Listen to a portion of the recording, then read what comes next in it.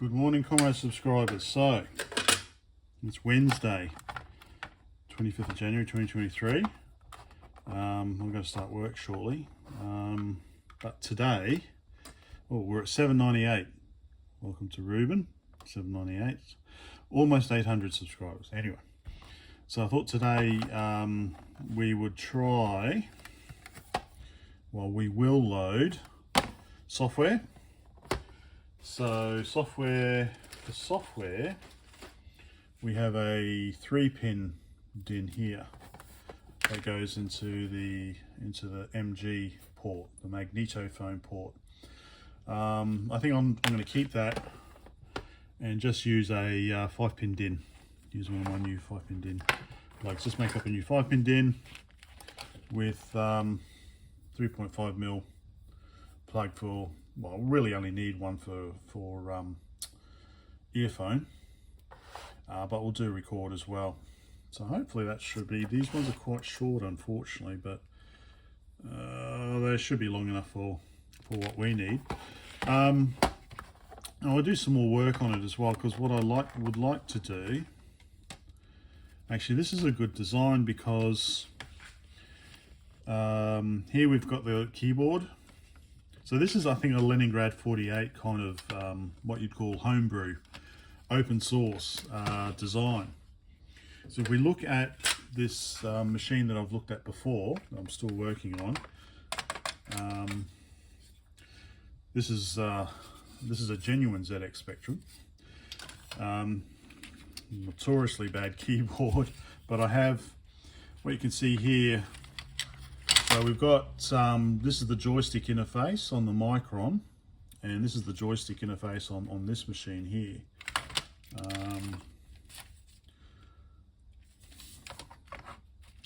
Here they've wired it directly to the cursor keys. So this is my work here. What I've done is I've made it so that you can simply just unplug the keyboard from the motherboard, but I haven't done anything about the joystick yet.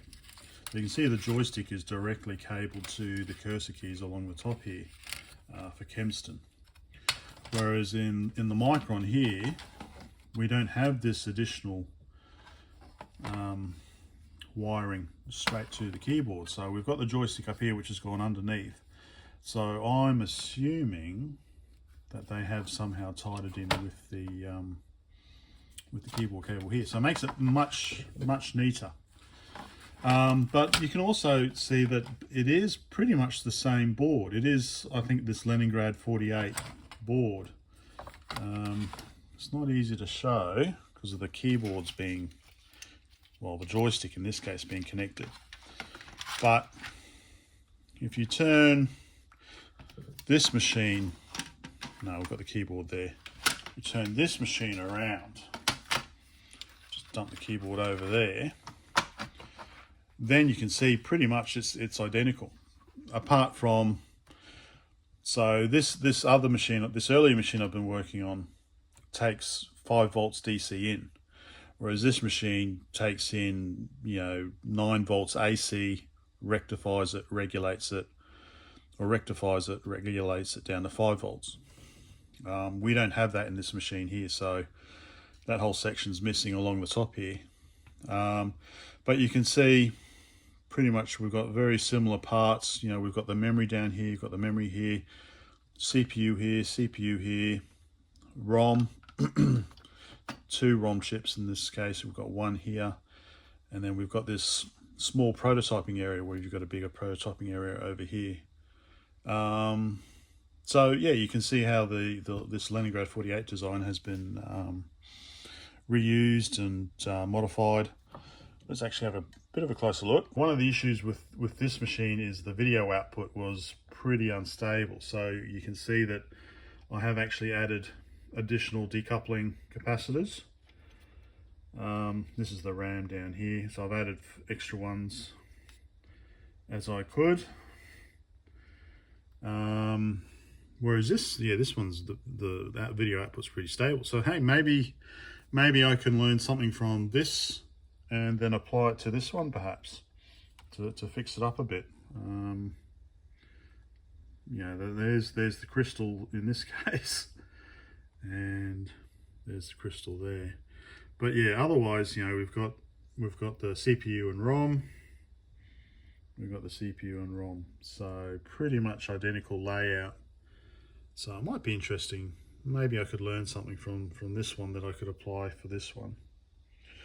Anyway, I've got to start work shortly. So as I said, so today I'll be trying to load some software off the provided tapes. I grab them. So off the tapes provided. And I do want to maybe do some work and just tidy up this cabling here, have it similar to what I've got here, which I can, you know, unplug. It is tempting to do away with the AC input and just have DC directly in, so DC coming in directly to the regulator. That way you don't need the smoothing capacitor either. But anyway, one thing at a time. So that's the plan for today. Okay, step one's done. So I've just chopped off the ones I don't need just to make it a bit simpler. I don't know which is record and ear. I'll sort that out later. So I just need to put this on. Always remember that on first.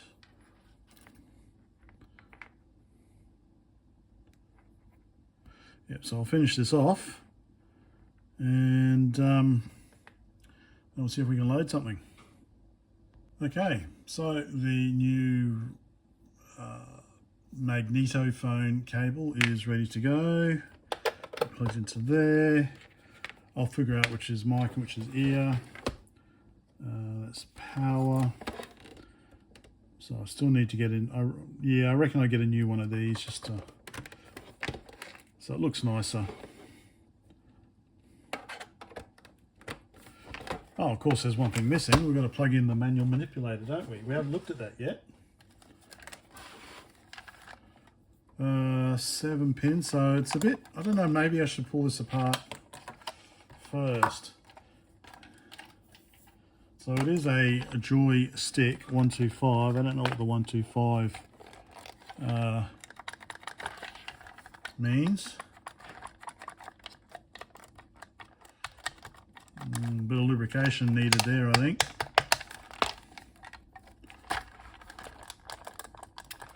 Not the worst one I felt. We'll pull that apart later. Okay. Let's see if we can load something. So first of all, it's going to be eeny, meeny, miny, mo. So I'll plug this one into the earphone. Let's power everything on. And yeah, so there'll be some trial and error. So once I've got it working, I'll be back. Yeah, okay, so the first tape I was going to test, I think, did it cost 5 rubles? I started rewinding it and then noticed that this reel was moving and this reel was not.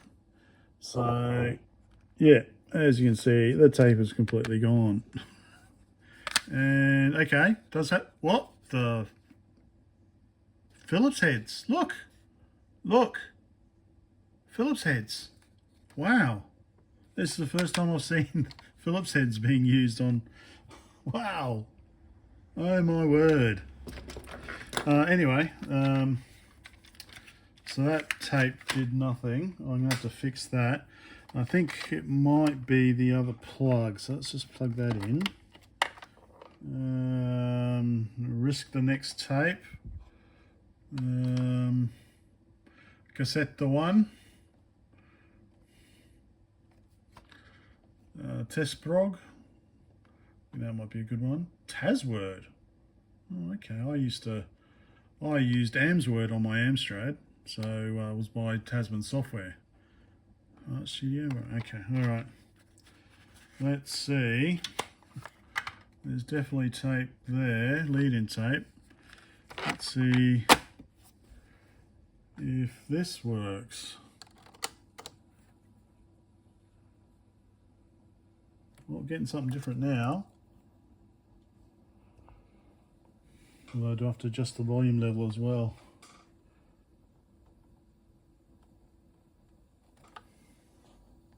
So that's what I'm getting at the moment.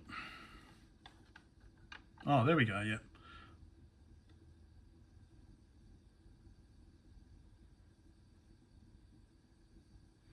Oh, I need to plug in speakers, don't I? Tape loading error, surprise, surprise. Alright, let's see what happens if I rewind. You can see it. Okay, so far so good. Shall I just keep playing? Alright, so I don't know, could it be the high quality Soviet tape?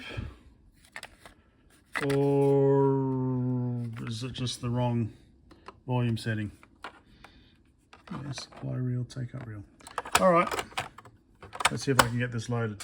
Alright, so I did get a read error again, but looks like something loaded. Where was list? Scroll, yes.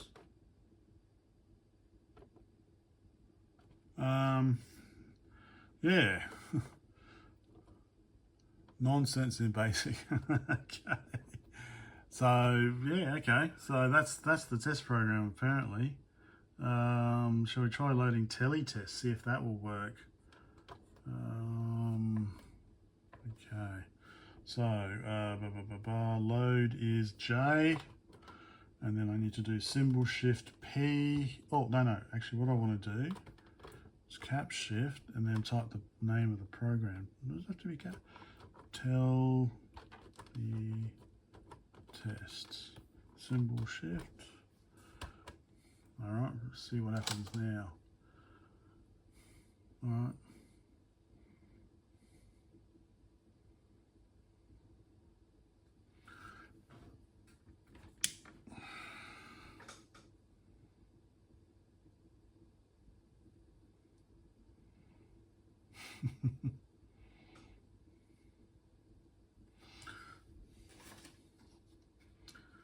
Let's wait and see.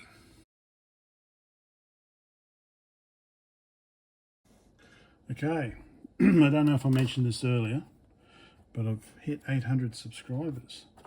Now, okay, so this is the connector I've made for this machine, and this is a connector I made when for one of the other machines. I'm pretty sure they should all be the same. And yeah, as you can see, when I reordered the phone, when I reordered the cables, I've accidentally got quite short ones instead of quite long ones. Anyway, so this has actually been on for quite a few hours, and I can feel there is a bit of warmth there at the back. Let's see, what do we got?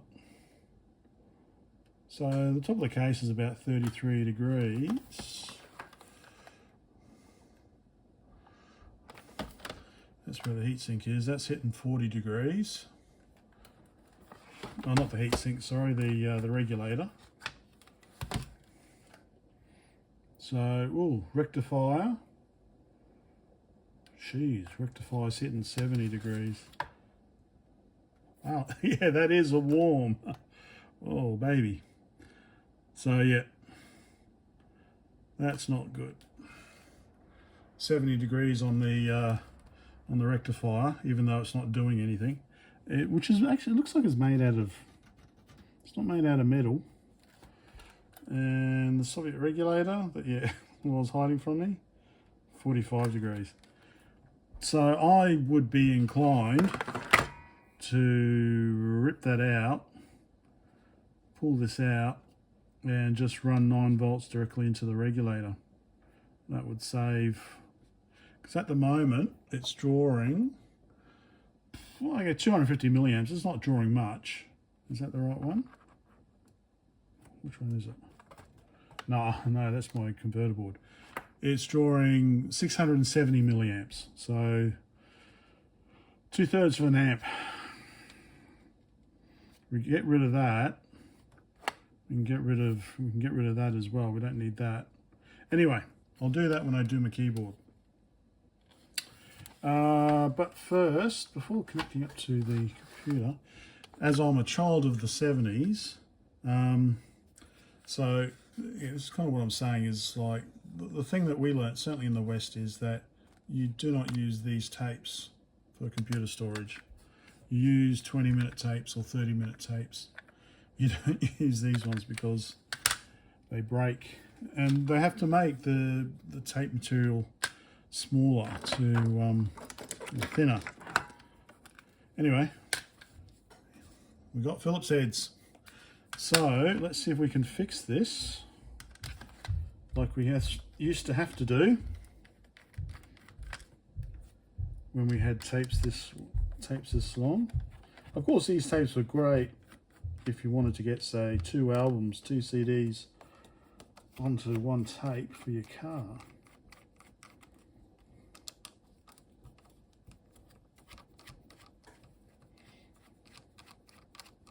Okay. La la la la la la la. Let's do that. Let's do that.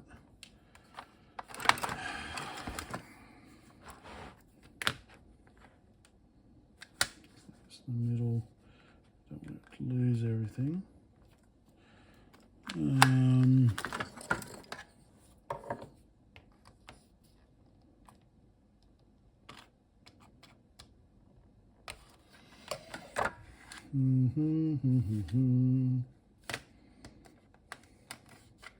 Okay, it's coming apart.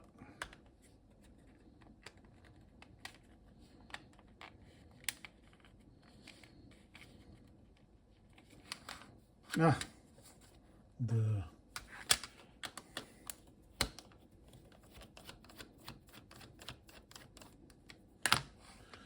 okay, let's see how we go.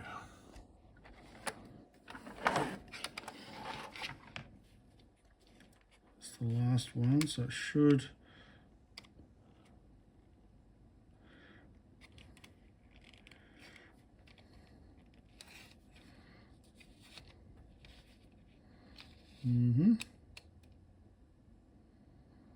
Okay, so what's happened? Okay, it's just snapped. Yeah, it's just snapped there. Okay, so what I can do is I can either oh, wife come down to say goodnight. Stand by. Need to concentrate on this. Okay, maybe it wasn't. So yeah, you can see it's basically snapped right where that was. So one thing you can either do is you've got this little bit in there, you can pop that out and then put this bit of tape in there, or you can just sticky tape this back together. Of course I'm using magnetized bloody tweezers, aren't I? So what's the best way to do this? I don't really want to do this.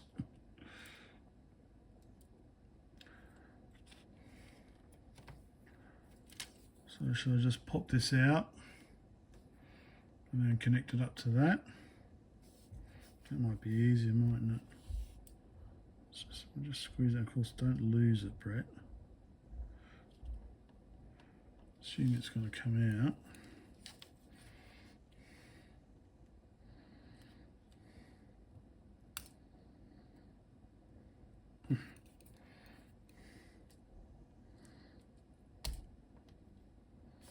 Okay, don't lose it, Brett, he says as he loses it. So the tape's going to go back in and around that way, so basically just, how did they do it? So what I want to do is probably, if I just hold it there, can I stick that back in without losing it? That's going to be very fiddly, isn't it?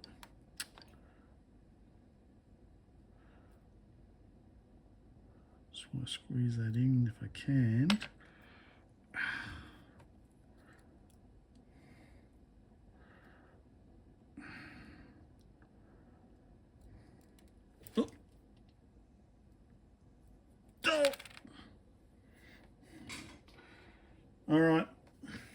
Not to worry, let's find it.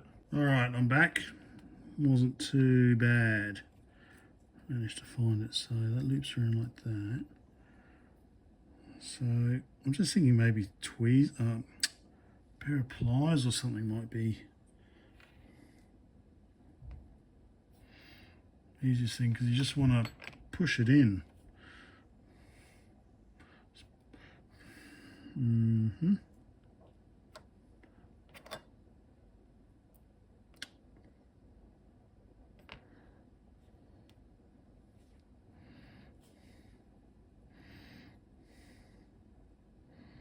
I don't know where the program starts, but maybe I'm going to lose the first bit of the program, but it's just, okay, so that's, yeah, let's just try and get that in there. No, that's definitely not squeezing in unless I use pliers.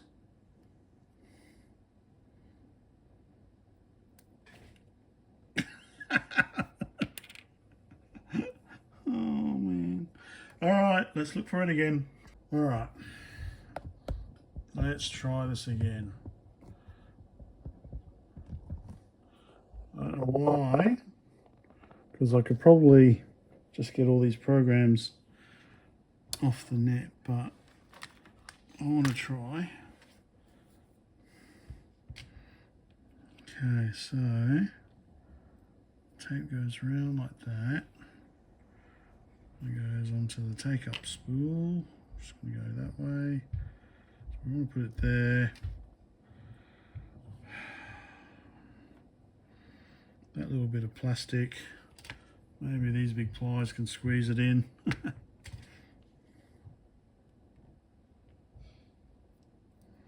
just want to kind of hold it in place. Thinking maybe I should just put the tape on as well. Okay.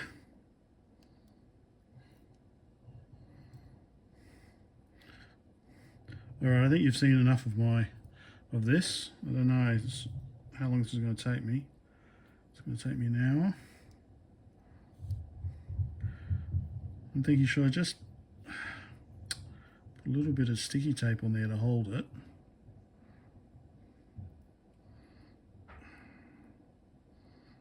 That's where that needs to go. It needs to be, I also want it to be in line.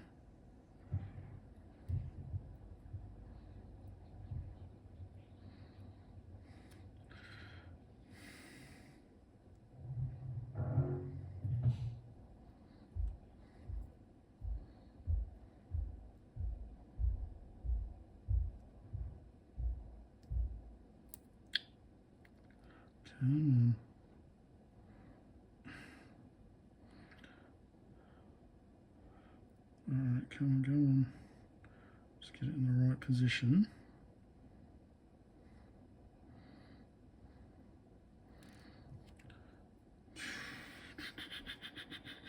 What's the best way to do this?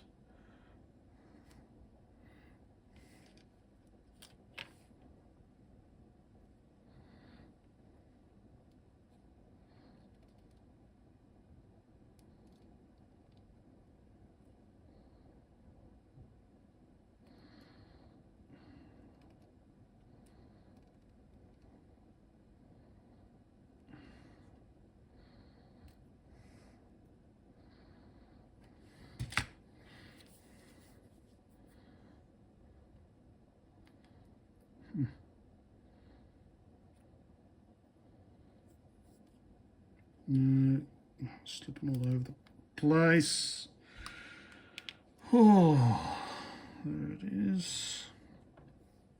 Okay, you get the idea. So I'm going to somehow get that onto there. So I'm thinking that maybe in hindsight, just sticky taping this back together would have been the better plan.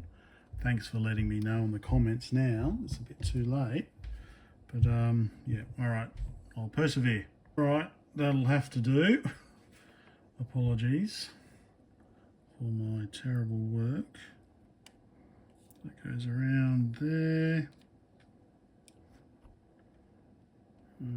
That, around that.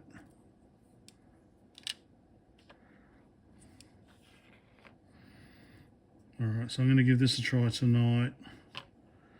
I think that'll be the end of part 2.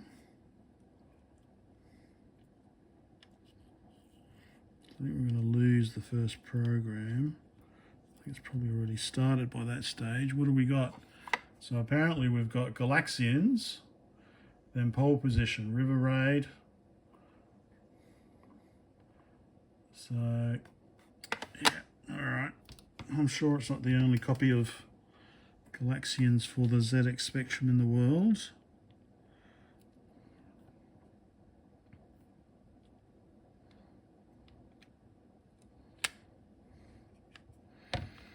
Okay.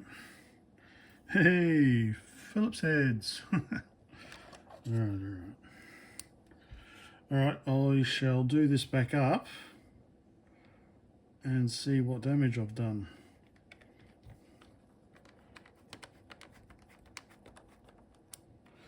Okay.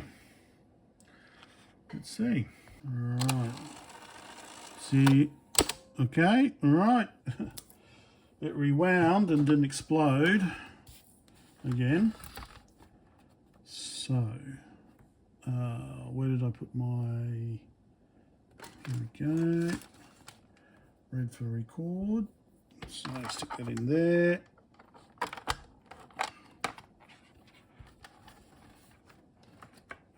Magnetophone goes that way.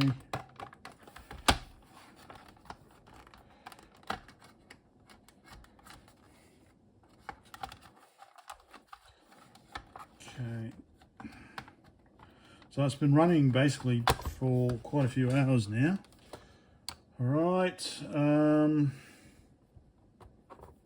J, load, symbol shift. All right, let's see what happens.